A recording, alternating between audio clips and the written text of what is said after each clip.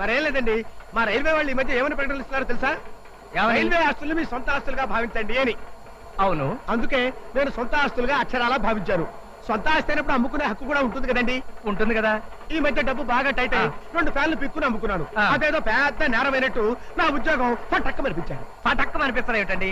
Railway ఆస్తుల్ని సొంత ఆస్తులుగా భావించి వాటిని రక్షించమని రాశారే గాని ఇలా అమ్ముకోమని చెప్పలేదుగా. ఈయన సంగతి మీకు తెలియదులేండి. ఏ మాత్రం వీలున్నా హౌరా మేల ఆఫ్ రేట్ కమ్మేస్తారు. చాలా ఊరుకో, నేను అమిత మాత్రం అవతల కొనేవాడు ఉండద్దు. అంటే కొనేవాడుంటే అమ్మేద్దామనేనా? అమ్మో, నా కారు గ్యారేజ్కి వెళ్ళిపోవాలి.